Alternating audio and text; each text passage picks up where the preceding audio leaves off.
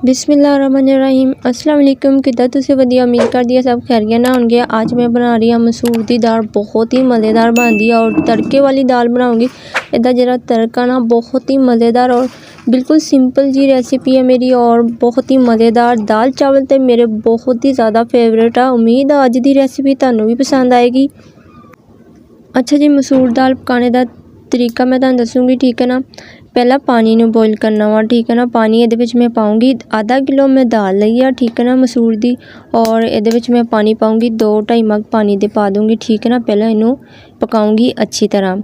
पकाना इस तरह कि दाल जिहड़ी काली हो जाती ना, इस तरह दाल बिल्कुल काली नहीं बनेगी, ठीक है ना। कलर अच्छा आएगा सालन दा और बहुत ही मज़ेदार लगेगी, ठीक है ना। पहला मैं इनू पानी नूं बॉयल करूँगी अच्छी तरह। अच्छा जी, पानी नूं अच्छी तरह बॉयल आ चुकिया वा, ठीक है ना। मसूर दी दाल मैं भिगो के रखी हुई सी, 10 मिनट हो गया भिगो के रखी आ और अच्छी तरह धो ली सी। मैं इहदे विच ऐड कर दूँगी, ठीक है ना। और इहदे विच मैं पाऊँगी साबुत लहसुन, ठीक है ना। साबुत लहसुन दे जवे कुछ ऐड करूँगी 3-4।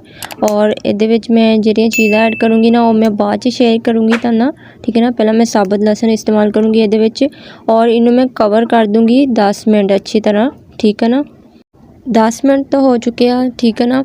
मैं मिर्चा वगैरह इहदे विच इस तो ऐड नहीं कीता सी। अगर तुसीं इहदे विच सब कुछ पहला पा के रख दोगे, सिर्फ पानी नूं बॉयल नहीं करोगे और दाल पानी सब कुछ मिर्चा नमक तुसीं पा के रखोगे, दाल दा कलर थोड़ा जिहा काला हो जाएगा, ठीक है ना। इस तरह बनाओगे तो दाल दा जिहड़ा कलर होएगा ना बिल्कुल अच्छा होएगा और बहुत ही मज़ेदार इहदा टेस्ट होएगा, ठीक है ना। 1 चम्मच मैं इहदे विच लाल मिर्च पाई है और हाफ चम्मच हल्दी, ठीक है। नमक इहदे विच मैं इस्तेमाल करूँगी हस्बे ज़रूरत।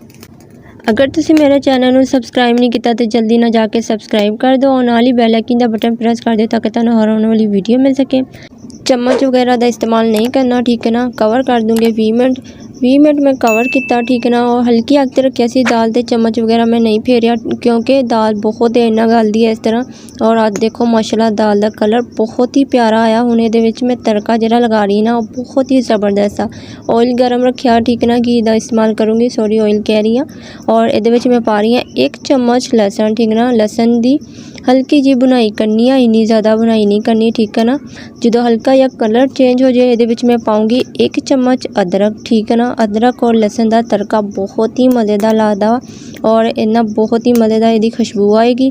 और इहदा कलर इन्ना ज़्यादा ब्राउन नहीं करना, ठीक है ना। हल्का या थोड़ा चेंज होएगा, फिर इहदे मैं हरियां मिर्चा ऐड करूँगी। हरियां मिर्चा की बहुत ही मज़ेदार खुशबू आएगी इहदे विच और जो इहदा तड़का लगे ना बहुत ही मज़ेदार लगता। और अच्छी तरह इहदा कलर थोड़ा जिहा चेंज हो जाएगा। 2-3 मिनट मैं इनू बुनाई करूँगी बिल्कुल स्लो आग ते, ठीक है ना। हरियां मिर्चा मैं ऐड करूँगी क्योंकि मैनू बहुत पसंद आ दाल विच हरियां मिर्चा दा टेस्ट बहुत मज़ेदार लगता। अच्छा, इहदे विच मैं हुण तड़का लगा लूँगी, ठीक है ना। बहुत ही आसान बहुत ही सिंपल जी रेसिपी है मेरी और उम्मीद है तुहानूं भी पसंद आएगी। और इहदे विच मैं जिहड़ा तड़का वगैरह लगाया बहुत ही मज़े दी इहदी खुशबू आ रही है, बहुत ही ज़बरदस्त है। ट्राई करके ज़रूर देखियो, तुहानूं भी पसंद आएगा। अच्छा जी, हुण इहदे विच मैं पा रही हूँ सुक्का धनिया 1 चम्मच फुल भर के, ठीक है ना। और गरम मसाला 1 चम्मच। गरम मसाले दी और सुक्के धनिए ते एंड ते इन्नी ज़बरदस्त इहदा टेस्ट आंदा और इहदी खुशबू आंदी है ना, माशाल्लाह बहुत ही मज़ेदार लगदा। और इहदे विच मैं पाऊँगी हरा धनिया, ठीक है ना। मसूर दी दाल होवे और हरा धनिया इहदे विच ना होए तो मज़ा नहीं आंदा, बहुत ही मज़ेदार इहदा टेस्ट आएगा। हरा धनिया दी जिहड़ी खुशबू है ना दाल विच बहुत ही ज़बरदस्त लगदी आ। अच्छा जी, इन्हें मैं अच्छी तरह मिक्स करूँगी और मेरी रेसिपी बहुत ही मज़ेदार आ, बहुत मज़ेदार इहदी खुशबू आ रही है। और अगर मेरे चैनल को सबसक्राइब नहीं किया तो जल्दी ना जाके मेरे चैनल को सबसक्राइब कर दो, नाल ही बैल आइकन दा बटन प्रेस कर दो ताकि तुहानूं हर आने वाली वीडियो मिल सके। मसूर दी दाल का कलर बिल्कुल चेंज नहीं होया, ठीक है ना। कोई तो दाल बिल्कुल काली हो जाती है, इस तो काली हो जाती है क्योंकि इहदे विच तुसीं जदों मिर्चा नमक पहले पा के रख देंगे ना, वो टेस्ट खराब कर देंदी है, ठीक है ना। पानी नूं बॉयल करके 10 मिनट दाल नूं बॉयल करना वा, फिर इहदे विच नमक मिर्च ऐड करनी है। और बहुत ही मज़ेदार मेरी रेसिपी रेडी हो चुकी है। दाल चावल तो मेरे बहुत ही ज़्यादा फेवरेट आ और मैनूं बहुत ही पसंद आ। उम्मीद है तुहानूं भी पसंद आएगी।